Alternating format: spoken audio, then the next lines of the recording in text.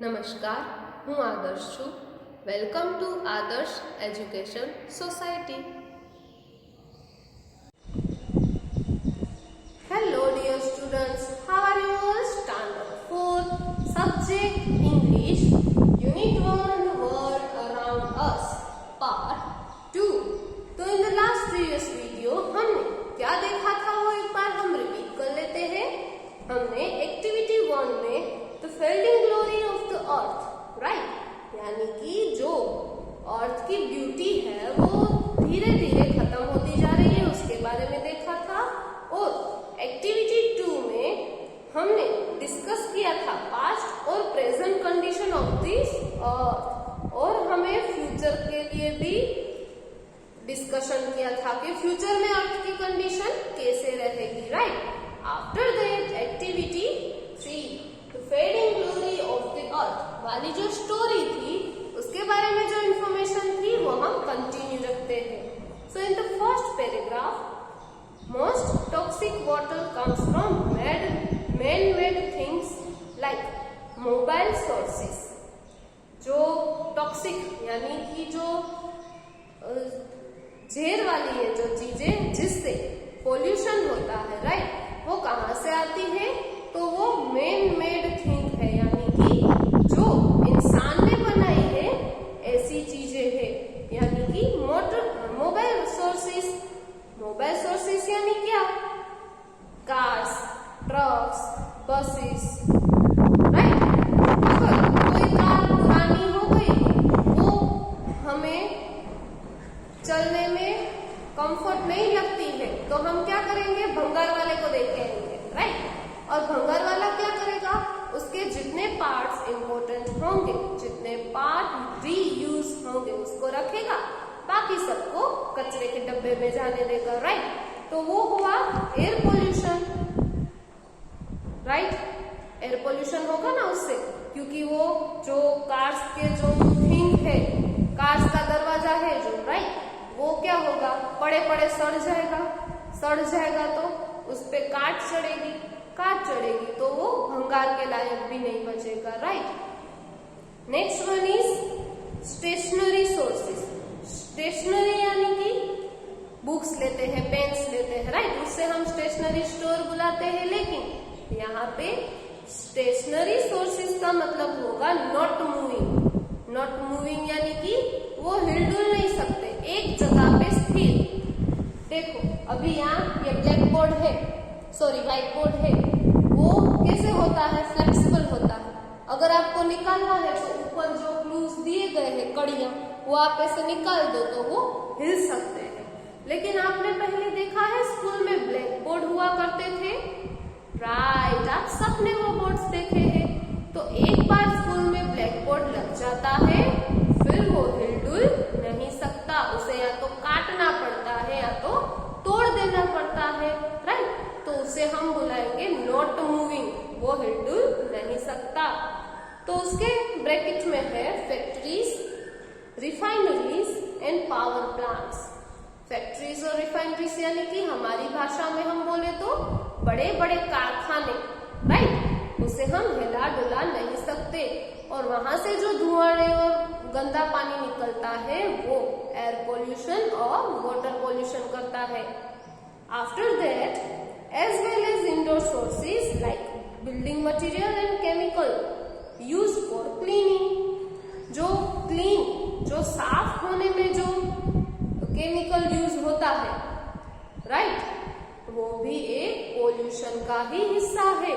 तो ऐसी चीजें यूज करने से पहले हमें 2 बार सोचना होगा. चलो next paragraph, the amount of pollution is increase day by day. जो पोल्यूशन की अमाउंट है बड़ी मात्रा में वो दिन ब दिन बढ़ते जा रहा है. आपने देखा था, आपके दादा दादी को ना उससे ये सवाल पूछने का है कि क्या वो स्कूल और कॉलेज जाते थे तो क्या वो व्हीकल लेके जाते थे, स्कूटी लेके जाते थे, होंडा पे जाते थे? नहीं, वो सब बड़दगाड़ू यानी कैमल कार्ट्स, बफेलो कार्ट्स और साइकिलिंग का यूज करते थे, राइट. तो हम सब इतने व्हीकल्स चलाते हैं. एक आपको सिंपल एग्जांपल दूं, राइट. जब आप 7th और 8th में आओगे, आपके घर एक्टिवा होगी, तब सिर्फ आपको पापा बोलेंगे ना कि जा तो दूध की थैली लेके आ। फिर तो आप क्या बोलेंगे, चाबी दो तो दूध लेके आऊंगा, मैं चल के दूध लेने नहीं जाऊंगा, बोलते हो ना। तो जितनी हम व्हीकल्स ज्यादा चलाते हैं तो उतना एयर पोल्यूशन ज्यादा होता है, right. And this has led to the depletion of the resources on the earth, और ये सारे जो रिसोर्स है वो खत्म होने को है। In other words we can say that the health of the earth, जो अर्थ की हेल्थ है, जो उसका स्वास्थ्य है, and its life forms does not appear to be too good, और उसकी जो लाइफ फॉर्म है वो अभी अच्छा नहीं रहेगा, दिन ब दिन वो बिगड़ता ही जा रहा है, right. Next, do you know, क्या आपको पता है? तो चलो नहीं पता तो हम कुछ जान लेते हैं, right. People are exposed to टॉनिक्स, air pollutants in many ways that can pose health risks such as, लोग कई तरह से जहरीले प्रदूषकों के संपर्क में आते हैं, राइट। वो कहाँ से पैदा होते हैं? वो हेल्थ के लिए रिस्की भी हो सकते हैं। तो क्या क्या हेल्थ के लिए रिस्की है, चलो हम देखते हैं। जैसे कि first one, breathing contaminate air, यानी कि दूषित हवा। किसके लिए? ब्रीथिंग के लिए, जो हम श्वास लेते हैं, श्वास को छोड़ते हैं, ऑक्सीजन लेते हैं, राइट। कार्बन डाइऑक्साइड का इस्तेमाल करते हैं, उसके लिए ये गंदी हवा अच्छी नहीं है, इससे हमारा हेल्थ बिगड़ सकता है। Second one is eating contaminate food products, जो बाहर का फूड प्रोडक्ट होता है, यानी कि खुले में जो पानी पूरी बेचते हैं, फिर डाबेली की रेकड़ी होती है, राइट, ढाबा होता है, वहाँ का जो खुला नाश्ता होता है, खुला खुराक होता है, वो हमें नहीं खाना चाहिए, वो भी रिस्की है। Drinking water contaminated by toxic waste, जहरीले कचरे से दूषित पानी। अब आपको क्वेश्चन होगा, जहरीला कचरा कहाँ से आता है? तो जहरीला कचरा यानी कि, चलो एक एग्जाम्पल थ्रू मैं आपको समझाती हूँ, राइट। जयपुर है, साड़ी के कारखाने हैं, राइट। तो साड़ी के कारखाने में वो लोग क्या करते हैं, जो गंदा पानी होता है ना, जो कलर प्रिंट वाला पानी हो, रेड कलर उसमें हो, ग्रीन कलर हो, वो पानी ऐसे ही नदी में जाने देते हैं। नदी में उसने रेड कलर का पानी जाने दिया, राइट, तो वो पूरी नदी में वो पानी मिक्स हो जाएगा, राइट। नदी में तो इतना सारा पानी होता है और कारखाने वालों ने तो सिर्फ इतना पानी मिक्स किया है, फिर भी वो जो कलर होगा वो सारे पानी में मिक्स हो जाएगा। दूसरे दिन अपने घर पानी आता है, जो जो जयपुर में रहते होंगे उनके नल में पानी आया, उन्होंने वो सब पानी पिया और सारे एक साथ बीमार हो गए, राइट। तो हमें ऐसे टॉक्सिक वेस्ट वाला वाटर ड्रिंक नहीं करना होगा। चलो तो यहाँ पे activity 3, the story of the fading glory of the earth had completed. Our next activity is activity 4. तो एक्टिविटी 4 में क्या करना है? Find eco friendly words. हमें इको फ्रेंडली वर्ड्स को ढूंढना होगा और यहाँ पे लिखना होगा। सो फर्स्ट वन में आप देख सकते हो, वो अर्थ को क्लीन कर रहा है, यानी कि देखो जो क्लीन कर रहा है ना, उसके नीचे ब्लू कलर है, ब्लू यानी वाटर, तो हम लिखेंगे क्लीन वाटर। सेकंड वन में लिखा है, देखो। और पानी क्लीन होगा तो हवा भी क्लीन होगी, तो हमें कैसी हवा मिलेगी, कैसी एयर हम ब्रीथ में यूज करेंगे? Pure air. Second one clean water. अगर वाटर की जगह साफ करेगा तो लैंड भी साफ करेगा और उसमें फर्टिलाइजर करेगा, तो third one is fertile land. अगर आप वाटर क्लीन करोगे तो उस पे सनशाइन होगा, जब सूरज का तड़का उस पे आएगा तो उसकी वाष्प ऊपर जाएगी और उससे क्लाउड्स बनेंगे, क्लाउड्स में पानी भर जाएगा, राइट। तो क्लाउड्स में पानी बनेगा तो क्या होगा?